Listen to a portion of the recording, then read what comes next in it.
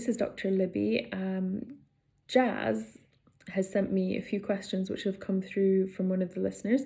So I thought I'd just put together a quick video just to address those questions, which were really great questions, by the way. So the first question was, this dentist is saying that they've noticed kids are bruxing and was wondering if it's something that's normal for children and what's the best way to treat this. So lots of children do brux and they probably don't realize it themselves. Their parents, if they're if they can hear them through the night, that might be when they'll realize that it's happening, but the kids themselves probably don't. And it's usually something that is through the night and not during the daytime as well. Why are they bruxing? It could be due to dental pain. So you yourself, if you have a bit of a toothache, even if you have a bit of gingivitis, you can feel a bit of relief when you kind of clench your teeth together. That could be one reason. So if they've got any dental pain, so try to just find if they've got any caries or anything like that that might be causing them discomfort, even if they've got a bit of gingivitis. But it's usually due to anxiety.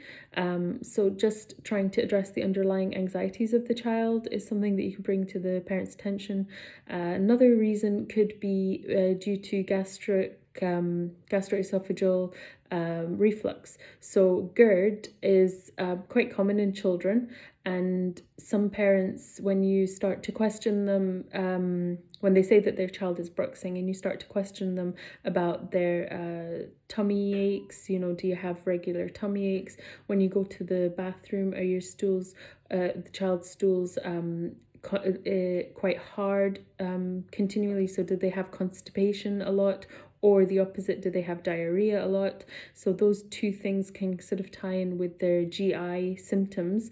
So if they're having GI symptoms and they're having and they're bruxing, it could mean they have GERD. It would be in the morning. You can ask them, do they have bad breath in the morning? Because that's one of the signs of GERD. And obviously the combination of that acidity of having the reflux and the grinding, you'll probably see quite a bit of tooth wear on those children.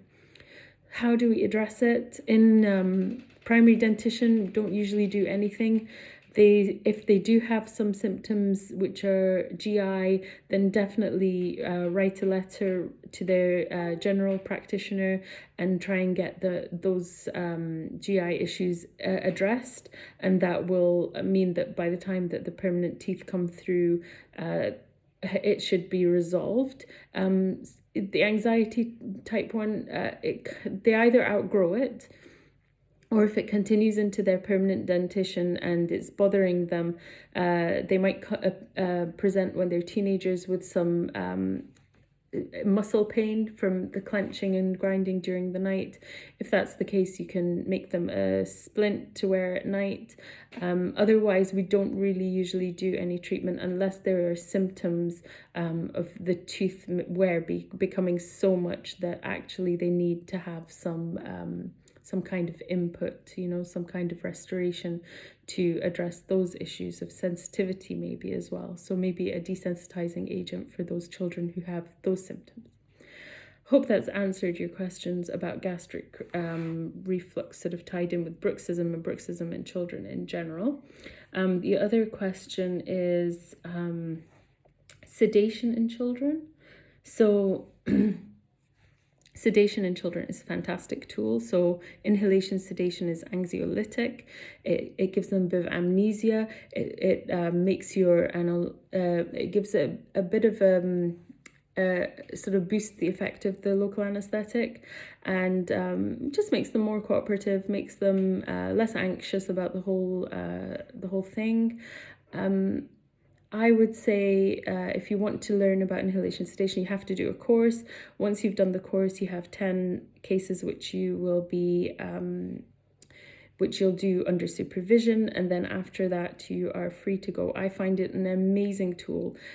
Even for simple procedures, it can just be a game changer because it gives that child a bit of confidence going forward with dental treatments, and it's something that you can wean them off. So you can start doing treatments under inhalation sedation and then you start to decrease how much you're using, and that can mean that by the end of your treatment plan for that child, you can say to them, oh look, we're doing it actually without the happy gas, you're doing really well, so we can do this without it, we can do that without it. And they gain confidence, and it's a great tool for building that confidence and getting rid of their anxieties.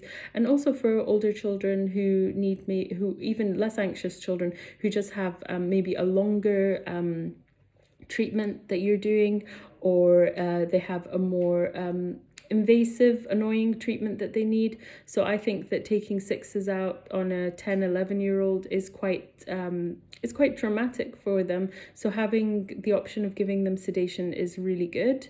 Another thing would be like canine exposures. If you're doing a simple canine exposure, it's still not really a nice procedure for a child. So being able to utilize something like the happy gas can make it a better experience for them. And that's what it's about at the end of the day. You just want to give the child a better dental experience. Next question. Is it advisable to carry out pulpectomy in the presence of an abscess, or is it better to extract?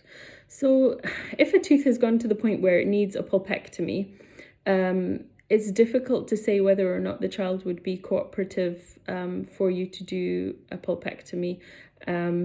By the time they are sort of old enough and cooperative enough to sit through that procedure, it might be that they're quite close to losing that tooth anyway. I would say here in the UK we tend to extract rather than lean towards pulpectomy. Reasons for that, from what I can see from visiting clinics in the US, the kind of sedations that they can use in clinic, so in their practices, they do use the inhalation sedation, but they also have some oral medications that they give the child, which are sedative, and they can give a much more robust sort of sedation, so the child is much more compliant, whereas with just pure nitrous oxide and oxygen, the child is still very aware of what you're doing, and it's not a very comfortable procedure. Having the rubber dam on, and the smells and tastes of the materials that you're using aren't great. So it all depends on parents' wishes, patients' wishes and cooperation, and how much they're able to tolerate. So if you had a child who was cooperative, the parents were really keen on keeping that tooth as a space maintainer, which is essentially what it is, and you were able to do the procedure in a way that was safe and not traumatizing to the child, then yes, you can do a pulpectomy if there's an abscess. You just need to make sure that there's no furcation involvement. Once there's furcation involvement, there is no point in doing any pulp therapies for that tooth. I would extract. And it's one of the things I say to parents which can change their minds about, some are adamant about keeping teeth there, and it's just making them understand that having a painful tooth is more detrimental to their child than having no tooth in that area. So that's what I think on that, and it kind of ties into the last question. So I'll jump to the last question, and then there's one before that. The last question was views on zirconia crowns in deciduous teeth. So for zirconia crowns, I've done the training, I've done a hands-on, I've seen it done. Haven't utilized it here in the UK. So I did my training in the US. The reason being, the zirconia crowns need preparation, so that's the difference between them and the stainless steel crowns. In the US, due to those different sedation techniques that they have, they're able to do that for children on chair in the clinic, which is probably why they do a lot more of them, because they have this compliant patient who can, they can do all the treatments that they want without resorting to general anesthetic. Other countries do zirconia crowns under general anesthetic because you do need a level of cooperation from the child, and Obviously, that's not always achievable on chair. Zirconia crowns are quite easy to use, quite easy to fit, but you do need to do a crown prep for the child, which is the stumbling point. So if you are able to do a crown prep, then yes, zirconia crowns are a great option, especially for patients and parents who do not wish to have metal in their mouths.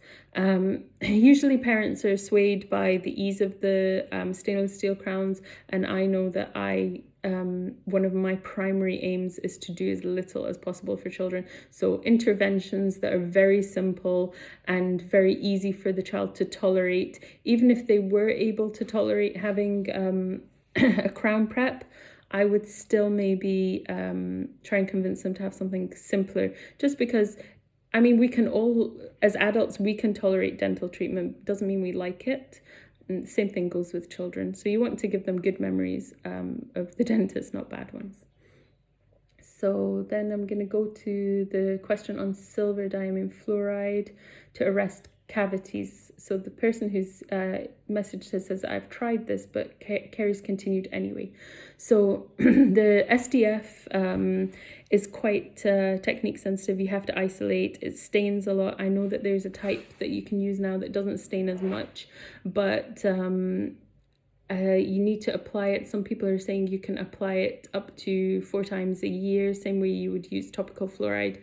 I think in terms of safety and, you need to isolate and things like that, it's difficult to do that on a young child. If you're able to, fantastic. I don't like the fact that it makes everything really dark, the discoloration, but I've heard the new ones don't discolor. I haven't tried it.